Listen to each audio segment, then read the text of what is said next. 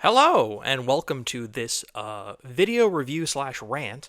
This is a first for Video Game Town in that I just had so much to say, and the word count for this would probably be 10,000 words long. So instead of having to write that all out and having my editor in chief, Grant, proofread all of it, I figured this would just be a lot simpler. We'll see how this does. Mewgenics. A name I have to say very carefully, or else people think I'm talking about the bad thing. Um, this is from the minds of The Binding of Isaac and Super Meat Boy. If you're watching or listening to this, I'm sure you are somewhat aware of that fact. This is the tactics version of those games. One was a platformer, one was a top-down shooter Zelda thing. Roguelike, randomly generated, endlessly replayable, constant weird surprises and boss fights and items and in jokes and references and toilet humor, very juvenile, very childish, poop and dead babies and all sorts of fun stuff. So you sort of know what to expect going in if you're familiar with those other games. If you're watching this somehow and you have no idea what the hell's going on, yeah, it's a tactical grid-based strategy game with cats. And man, oh man, is this going to be a contender for Game of the Year. If this isn't going to be the front runner for me for most of this year, I will be shocked. I can't stop playing it. It's so fucking addicting. I could see this being a new forever game. I played 1,000 hours of The Binding of Isaac, and it really is just like a different version of that game. Obviously, gameplay aside, like it gives me that same feeling of like I just want to play it. I want to get into a groove with it where muscle memory kicks in and I know all the bosses and I know what to do. I have a flowchart going. But right now it's like the stage of, oh my goodness, I've never seen this before. I don't know what's going to happen. There's exuberance and thrill and discovery. But eventually it will become sort of monotonous and repetitive. I can already see sort of picking this, certain traits and skills, and I kind of know like what my team's going to be, and I can also see be very grindy. I think that's the number one problem with this game so far is that like it is a commitment. It like you're in Act 1 and you're loving it and you're getting new cats, you're getting new items, you're getting new classes, and you're getting new furniture pieces, and it's clicking.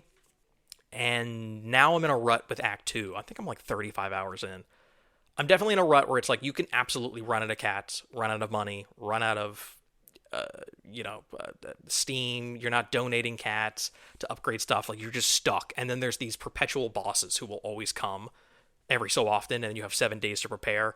And I've now gotten to the point where I think I'm on my third iteration of Guillotina. And I just keep one cat around, I sacrifice it, I immediately concede, and I move on with my day because I'm just not ready. I don't have the items, I don't have the... I've not bred my cat. Like I'm in that rut, and I'm sort of stuck. And like that's it's grueling when you're in that slump, when you're in that pit. And obviously the humor's not going to be for everyone. Most of these jokes don't land, but every once in a while you'll get a cat with a funny name, or something funny will happen in the random events, or dynamically in the field something very cool will happen. And man, when those magical moments hit, they're so uplifting. They're so incredible. I've seen footage of summoning 1,000 squirrels. I've seen footage of a boss can levitate and summon rocks and throw them at you like Magneto with metal. But then there was a cat who I think was a warrior who had like a rock build, or was like, no, I control the rocks. I can eat the rocks. I've gotten really cool stuff where like one of my cats was able to just like destroy a dead body. And there was that one boss that like has a ton of dead bodies around and like summoned them. It's like a necromancer boss, and I immediately just nullified that, and that was really great. And I can't stop playing this game. It's too much goddamn fun. Even when I'm in the sort of doldrums of like, okay, I need to just grind with Act 1. I need to get some more items. I need to like donate 50 more cats to upgrade this whatever. It's just too much fun. I'm having too much fun playing this game that is like Blueprints can have RNG affect too many things. With Blueprints, it's like you wanted to progress and you wanted to unlock certain rooms and you wanted to like finish some puzzles and discover some things. And sometimes RNG would be like, nope, you're not doing that today.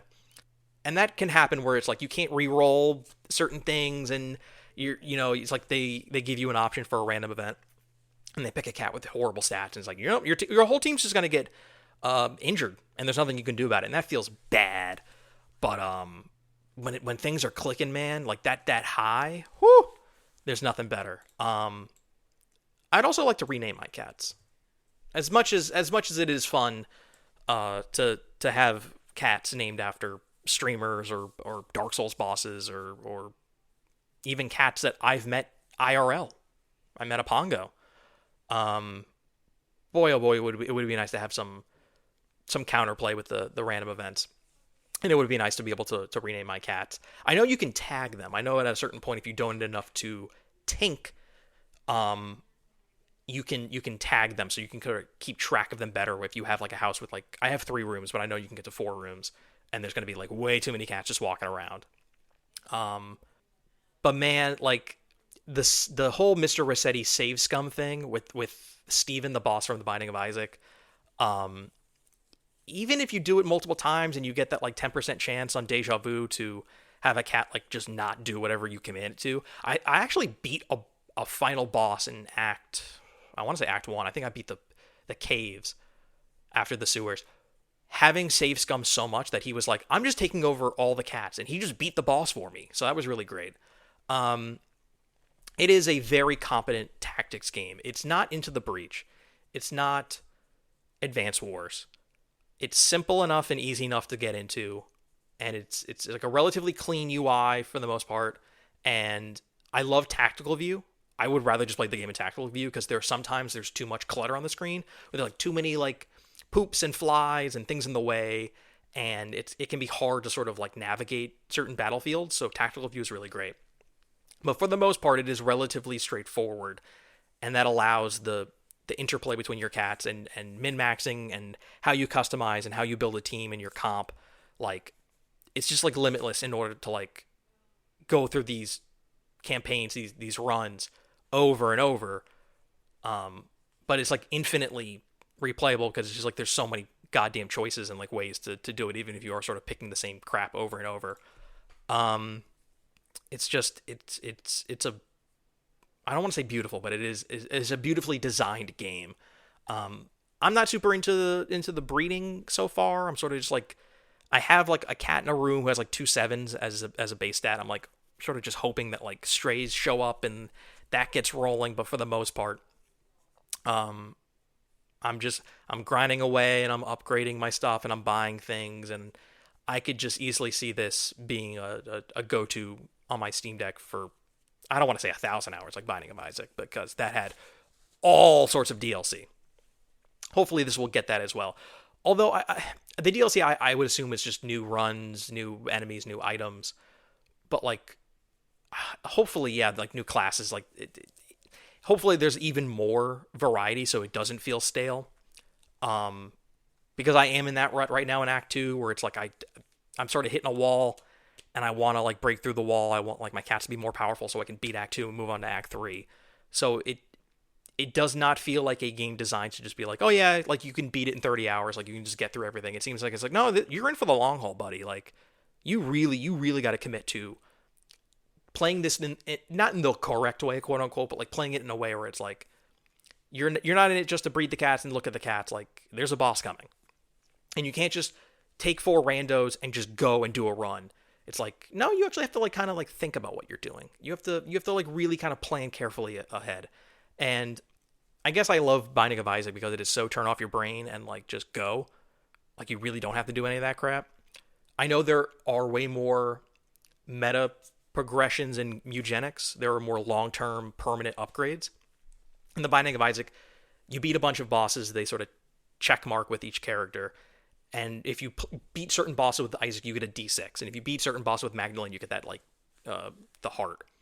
So, like, they had a little bit of that in Binding of Isaac. But with this, it is much more long-term. It is much more committing to your save file in a way that, like, I bought Binding of Isaac on so many different consoles. Like, Switch, Xbox, PC. Like, that would just be, like, a podcast game. A comfort game. And this is much more like, you gotta turn your brain on. You got to really like engage with what's going on because it feels real bad to be in a spot where I don't have enough money to buy things, and the fucking guillotine boss is coming, and it's just like, oh my god, like give me a break, like let me just get through this run, and I have like all these terrible things keep happening to me, and then I have to like wait for like 4 good cats after like wasting days. So it is genuinely fascinating in the ways it sort of invents and innovates on all the little twists of the genre of tactics games. And it doesn't feel like Fire Emblem, where it's like it can be punishing with the permadeath and it can be overwhelming with the amount of crap going on. But it's not quite on the level of Into the Breach, or Advance Wars, where it's like land vehicles, sea vehicles, airplanes, I guess, and helicopters and stuff. Or it has that tic tac toe and rock paper scissors to it. This is very much like, can I overpower the enemies? Can I get lucky? And like, can I like sort of like min max my team? I don't think there's necessarily synergies. I mean, as long as you have like someone who can heal the other 3 and the other 3 are doing their thing. One is either a druid or a necromancer. They're summoning other allies to help, or you have a warrior or tank who just does like a crazy amount of damage, or a hunter or a mage who can just like stay the hell away and just be a glass cannon. Those sort of seems to be like the go-to strategies. And it's just a matter of my cat came with a great passive, and I got great actives, and things are going well, and I'm snowballing through. And sometimes it doesn't seem like you can sort of like smart your way out of a situation, but I guess I'm relatively early on in this, and I would really like to get to a spot where I'm seeing even more that the game has to offer, because I've sort of seen, not spoilers, but I've seen what happens when you upgrade all of the different people you donate the cats to, like what you get. And I'm sure there's lots more secrets, and there's lots more like gameplay twists and wrinkles to what I've been doing in Act 2 when you get to Act 3. I'm sure there's way more bosses to fight than just Guillotina. Guillotina? It's the one with the head cut off. It's the first one you'll see her. And sometimes I wish there was like an easy mode or a hard mode. I know there's like when you go on a run, there's like a normal track and a hard track. But like, Jesus Christ, you're going to give these bosses like 500 health, and you're going to give like my guys like 15 health? Like, come on. So, I don't know, just like ways to like tweak the difficulty, or just ways to like not get out of having to fight the boss, and not just do the really scummy, like, I will save one shitty cat who went on a run in a room and wait for Guillotina to show up, and I will just toss it in, one cat, concede, and move on. Like, that seems kind of shitty. But otherwise, man, it's engrossing, and it's challenging, and it's just constantly interesting and fun and full of surprises.